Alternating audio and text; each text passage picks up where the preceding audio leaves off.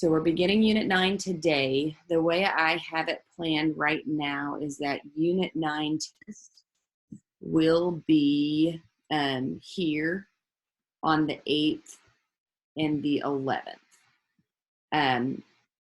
The last day with the seniors will be here on the 13th. So for the 8A kids, the last day for the seniors with me will be the 12th and the 13th. So really for seniors, once you take that test on either Friday or Monday the 11th, all you will have to do on that is test corrections, and that will be your last thing for me. Juniors will be with me for one, I hesitate to say additional unit, but we're going to be doing something with polar graphing. But I'm going to try with the Unit 10 stuff for the juniors just to like set it up and stick it on Canvas and say self-paced, like finish all of it in the first 2 days and be done with my class, or finish all of it after your AP tests are done by the 22nd. I honestly don't care.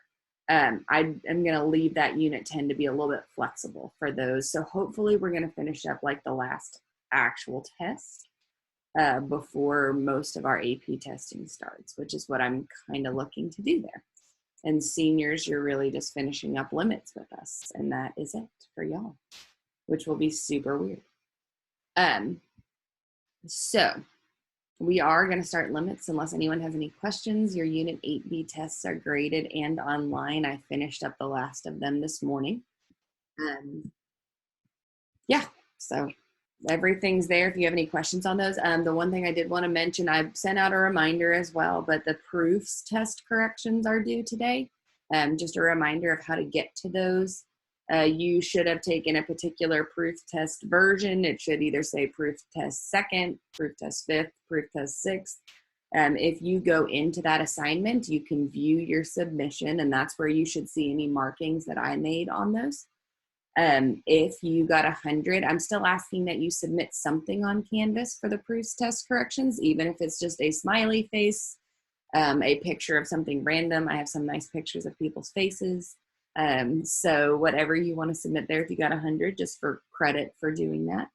And everyone else, it would just be whatever work you had to make up from that.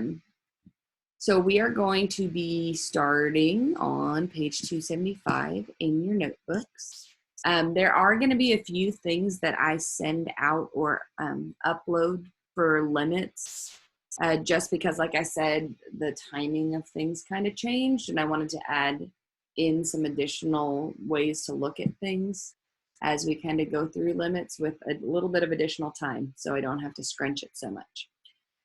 For those that are thinking calculus next year, which we don't know where we're at in the scheduling process and all of that with all of this fun stuff here.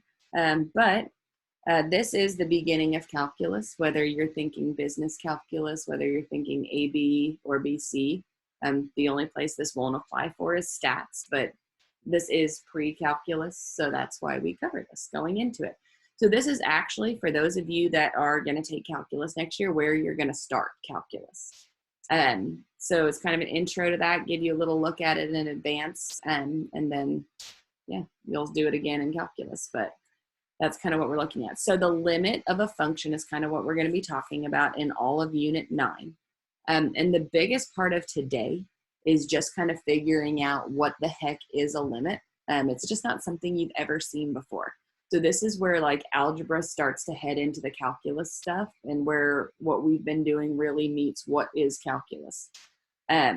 So for the purposes of this is where it's good to be live. I would prefer to be in my classroom running around and pointing at things, but I don't get that opportunity. Our definition of a limit is the limit of a function as x approaches c is the number the function values are approaching. So at first, when we look at what is a limit here on the first two, you're going to be like, yeah, what the heck's the point of this? But a limit is you need to think about a limit as a function prediction. It is not always going to be the exact value that the function holds at a certain point. but it is a prediction.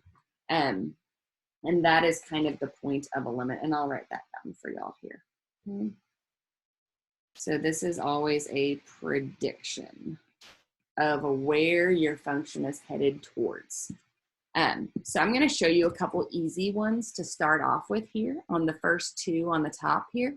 And then we'll look at some that will make you understand, like, why do we talk about this? So first off, notation on this.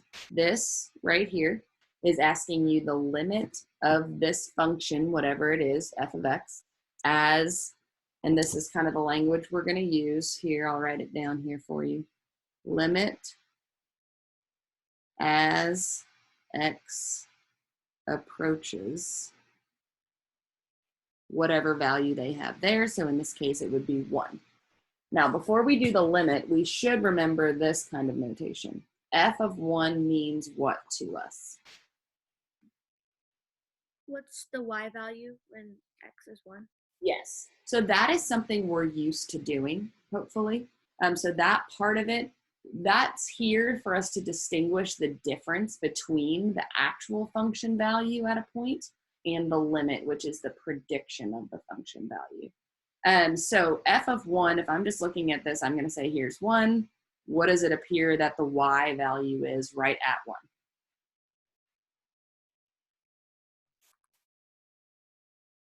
2. 2, right? Yeah. So the function value at 1 is actually equal to 2. Sometimes what we're going to see is that the function value, which is what we just found, will be the same as the limit, the function prediction. Sometimes we're going to see that they are going to be different. So how you find a limit, and this is where I'm like wishing I was in my classroom, because if I was in my classroom, I would be up at the board, literally with my fingers tracing the function. So you're just going to kind of have to understand that that's what I would mentally be doing, or physically be doing here, excuse me. So what you're literally doing is tracing the function from either side, coming closer and closer and closer to that x value of 1.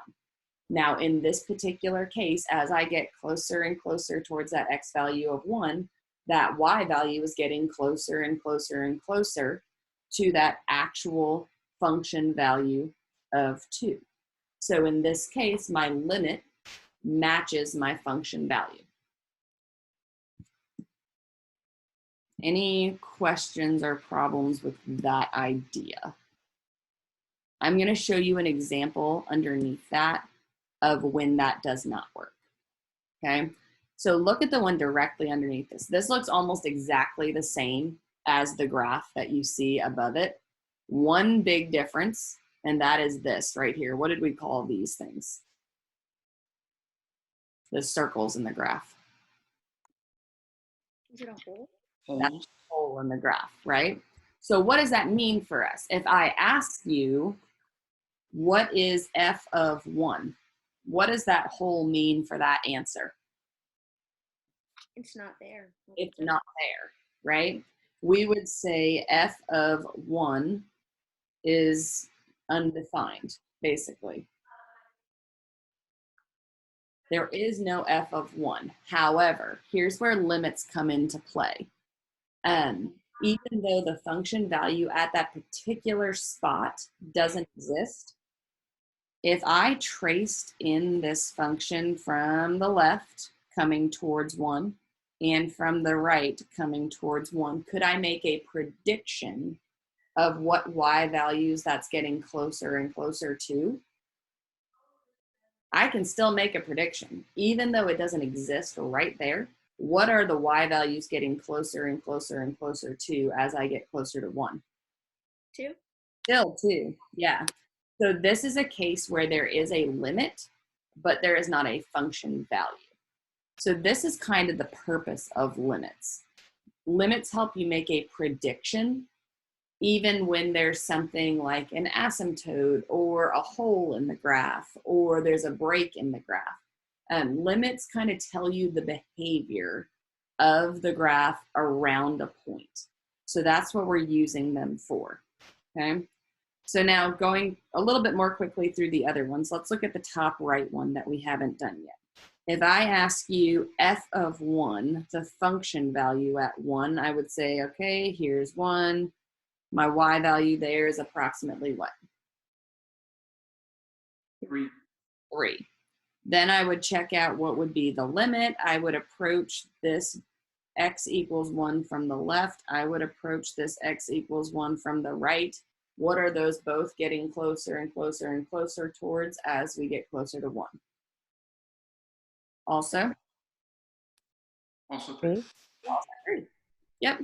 So there are going to be some that you're like, why am I even doing 2 answers for this? Yes, there are some very, very easy ones. There are other ones that are not so easy.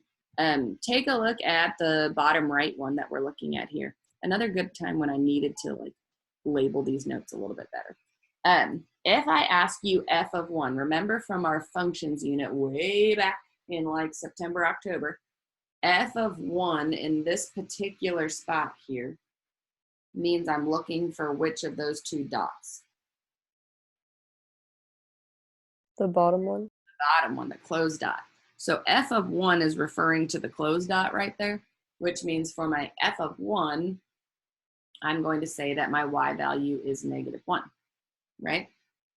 However, the limit takes into account coming from both sides. So notice that in this graph, this is a good example of like the opposite of what the one on the left was talking about. Here's x equals 1.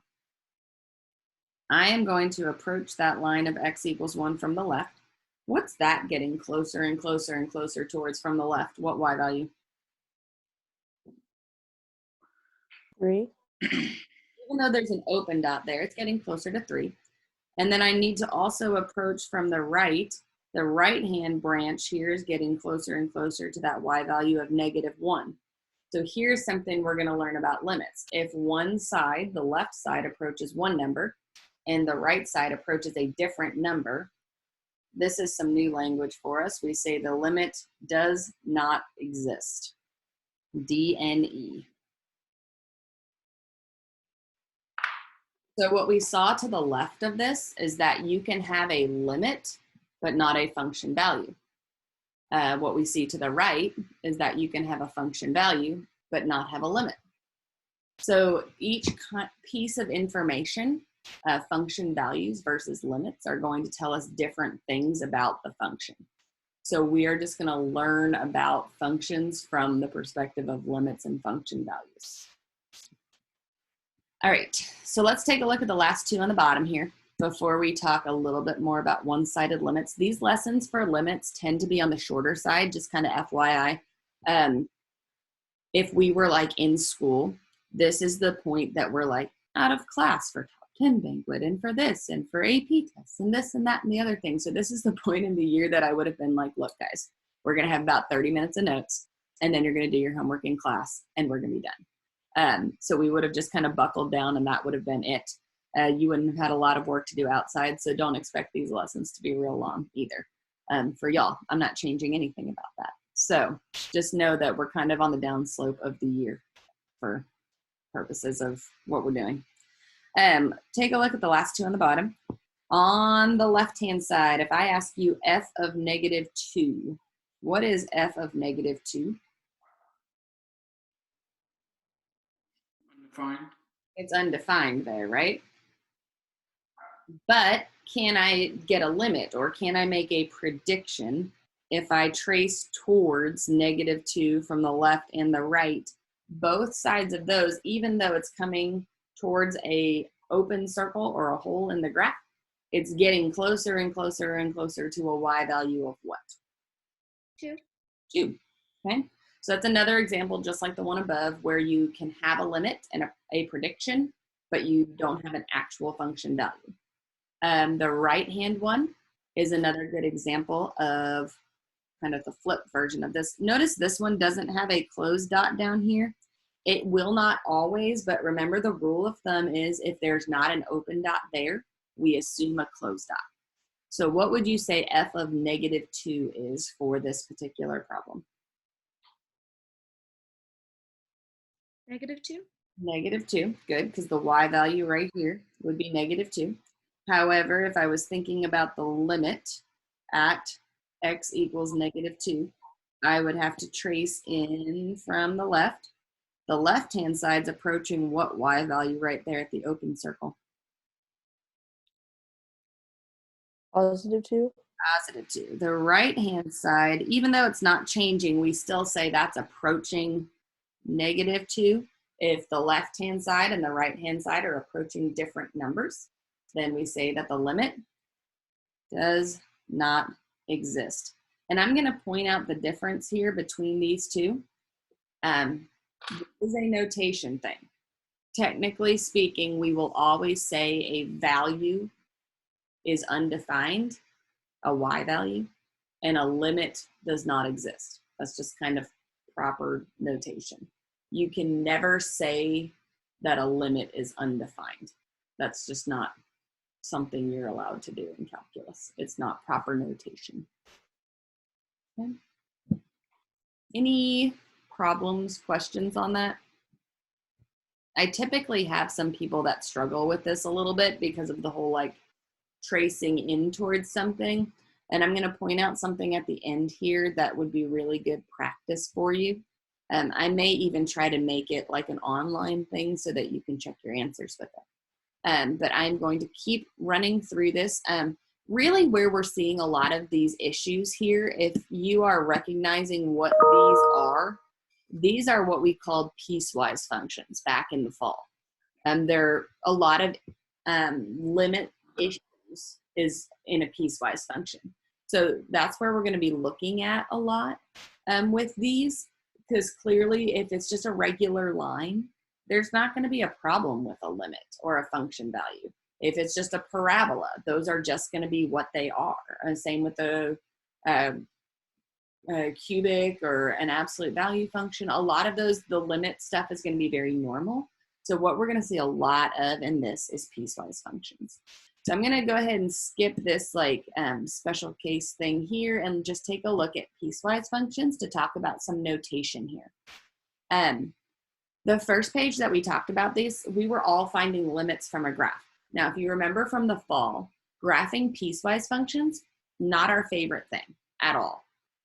If you actually understand their notation though, in a lot of times when you're asked to find a limit, you don't actually have to graph them. So in this particular example, 276, if I wanted to, I could totally graph this. It's two sections, they're both lines. I could graph this using my knowledge of piecewise functions.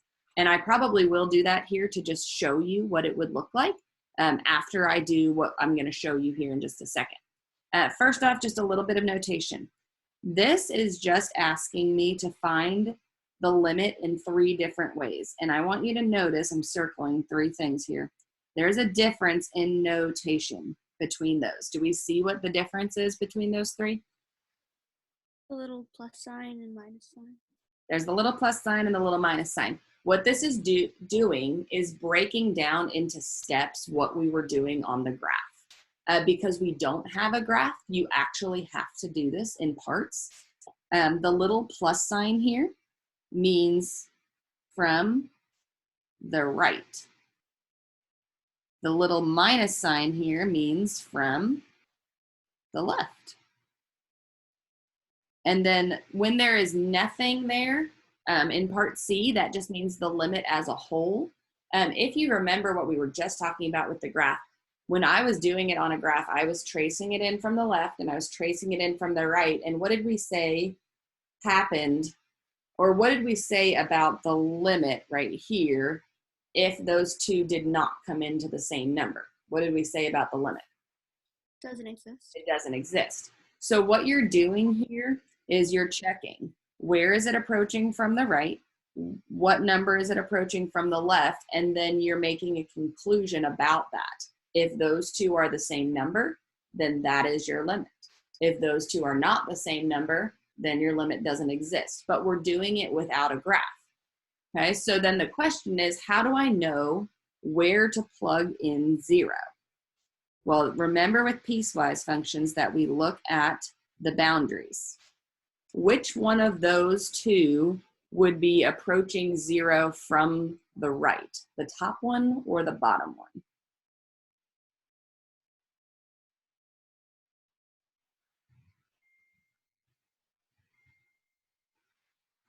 We don't know?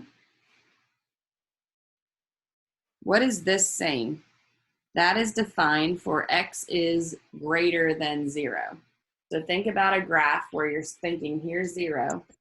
Where is that top line going to be defined for? The right section of the graph or the left section of the graph? Right. Right. It's going to be defined for the right. This one right here, when it says x is less than or equal to 0, that is telling me that that is defined for the left. So that is telling you which one of these that you plug it in for. So if I want to find the limit of this particular function from the right, I plug it 0 into the first function because that is the right section. So if I plug in 0 there, what am I going to get back out? Right there. 1. If I want to find the limit as we approach from the left without graphing, I plug in 0 to the left-hand part of the function. Negative 0 is just 0. Minus 1 gives me what? Negative 1. And what did we say is true about the limit as a whole if the left and the right do not match? Does not exist. There is not one. We say the limit does not exist. Okay, now let's look at the graph of this just to like argue for those that are not loving that. Okay, remember the graphing of piecewise functions. It's just quick review. These are both lines. This top one is x plus 1. So that's starting at 1 and has a slope of up 1 over 1. But it's defined for x is greater than 0, which means it starts with an open circle and goes to the right. The bottom one has a y-intercept of negative 1 and has a slope of negative 1, so it goes down 1 over 1. This is defined for x is less than or equal to 0. But it would go to the left. So really, I care about this side of this one. So that's really what that function would have looked like. Does it make sense now in terms of our limits? If I asked you from the right, you would have traced in towards this. That's approaching 1. And if I asked you from the left, you would have traced in towards this, and that would have been approaching negative 1. And because there's a split, because those two parts don't come together at the same number, the limit doesn't exist. Now, let me just throw in one more question here, D. What if I ask you f of 0?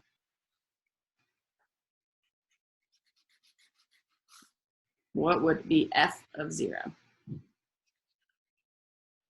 1, or sorry, negative 1. Negative 1, right? Because from the graph, we care about which one of the two dots. The filled one. The filled one. From, let's just say we were going back to the original function here. Go back to the original. How would I have known without a graph which one of the values would have been my answer?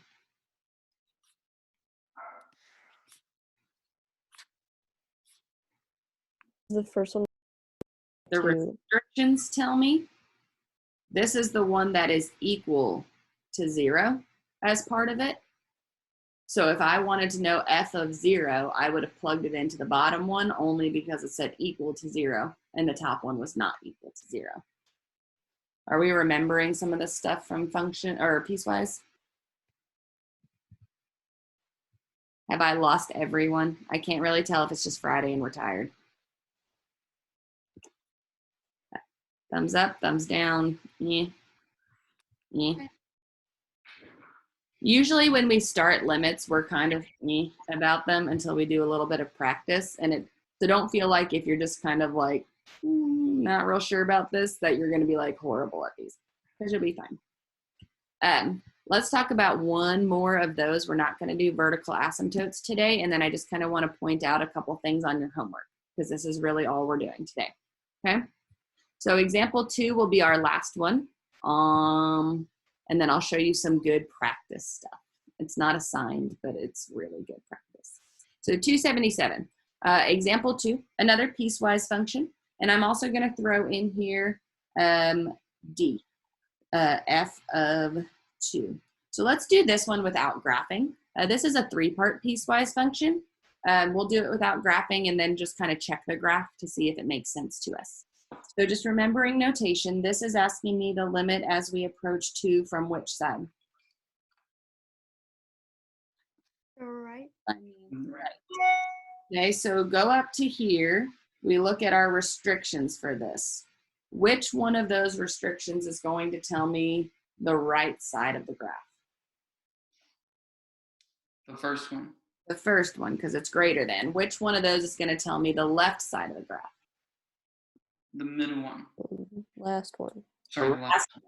Okay, the middle one's a tricky one. Remember, when something is defined for one number at one x value, what is that in a piecewise function? Just a dot. Just a dot, right? So that one is only going to matter for A, B, C, or D in our questions. D? D, because it's going to be the actual function value, and that's it. Okay, so if I want to know the limit as we approach from the right, I am going to take the number that I'm approaching, which is 2, and I'm going to plug it in right here. So the limit as we approach from the right, approach 2 from the right, is going to be what number? 4. If I want to know the limit as we approach 2 from the left, I'm going to plug it into where? The bottom one, right? So plug it in right there. What am I going to get from that? 4. 4. Since those two match, what does that tell me about C? It does exist. Also going to be 4? And it's what number? Is it 4? Yes. Oh. So you really only have 2 choices for C. It's either the number that you see in both A and B when they match, or it does not exist. That's it. It has to be the same number from the right and the left for you to get a limit. Now, what do we say about D? F of 2. -7. That's only -7 because that's the only place where 2 is defined. Now let's just, for sake of argument, check a graph, which, remember, if this was a calculator section of a test, you could always graph this in your calculator just to kind of check. The dot would not show up in your calculator, but you get a pretty good graph of the other 2. A quadratic x squared that is defined for x is greater than 2 would look like,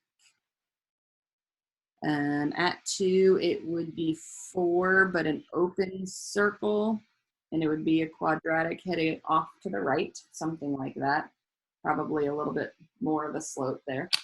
The bottom one, 6 minus x, is just a line with a y-intercept at 6, slope of -1, also goes to 4 right there.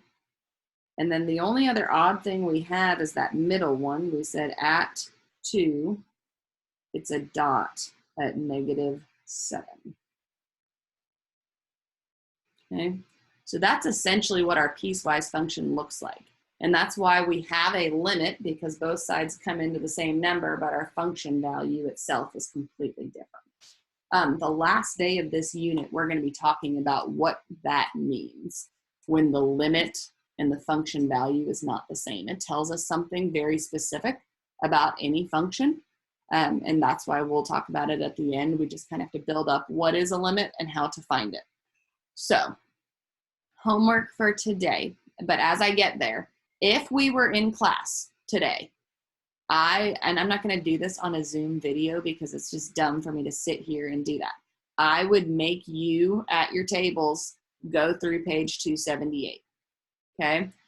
Yes, it's like, but not 21, because we have not talked about 21. So like 1 through 20. What you're seeing in this is sets of problems. So I'm just going to point this out to you. 1, 2, and 3 all go together. It's forcing you to break down what you're doing for the limit as x approaches -3. So you're going to say, and I'll just walk through question 1, 2, and 3 with you. These are like essential to being able to get what is a limit on a graph. So if I'm looking at questions 1, 2, and 3, they are all referring to this right here at -3. The first one is saying find the limit as x approaches -3 from the left. So what I'm doing is I'm approaching -3. What is that y value getting closer and closer and closer to as I get closer to -3? Well, that y value is getting closer to 1. I am then saying, okay, the limit as we approach -3 from the right. Notice I'm only worried about this little section. Let me draw it in a different color. The section that is closest to -3 from the right is also approaching 1. If those two numbers match, what do I say about the limit as x approaches -3? It's 1. It's 1. If those two don't match, what do I say about the limit? Does not exist. Does not exist. So this is all sets of 3 problems leading you to the answer for the third. Okay, actually sets of 4, because then question 4 says what is f of -3? Well, look at -3 here. Do I have a closed dot at -3? Nope. I do not. So what do I say about question 4?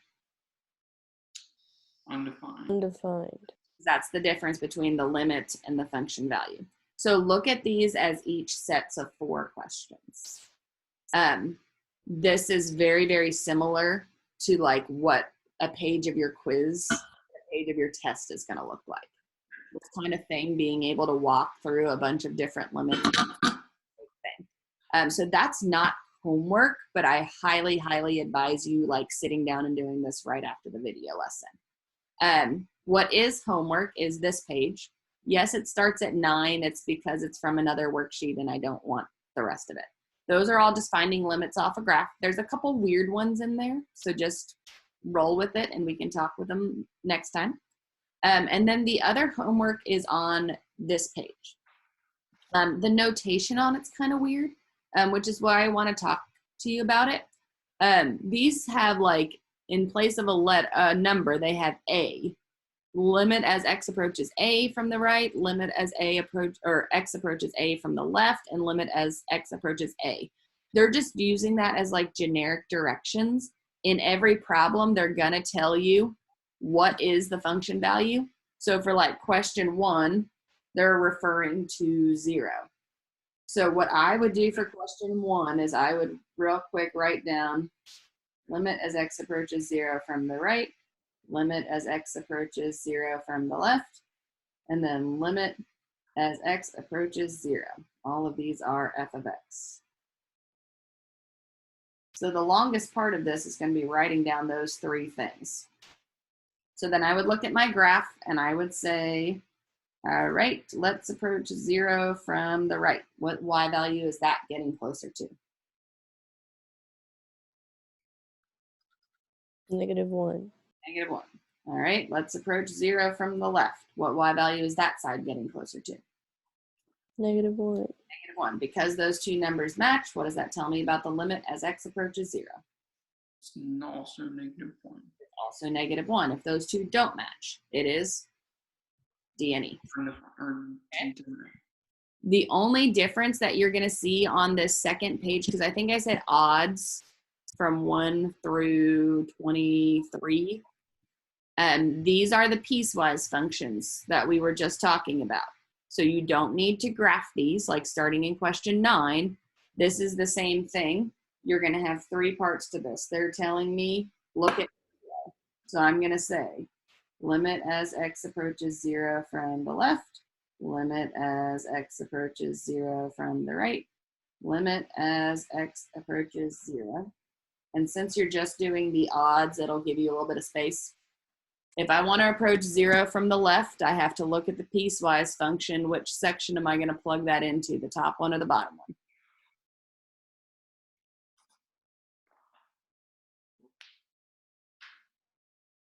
Which Bottom one?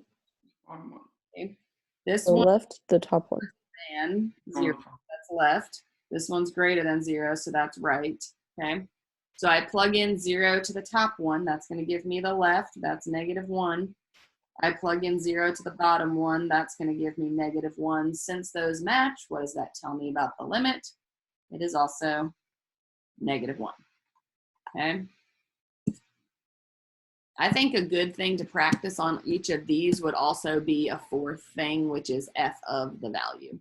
I think I would prefer that, to add that into your homework as well. But yes, that is your homework. Honestly, like once you kind of get on a roll through these, you should do pretty well with it. If you need more practice with the piecewise graphs, this page, if I keep scrolling, this page is a great one. I'm going to try to take this and put it on GoFormative so that you can like put in your answers for each of these. And then it's like self-checking. So I'm going to give that a try today. This page I might do that, as well as this previous one I was talking about on 1 through 20. Because I think it would be a really good way for you to check your answers without worrying about all of it. I mean, I could just put up a key too, but we're trying all this technology stuff. So there's that. But those are not part of your homework. They're just other good ones to practice. Any questions or concerns that we have right now?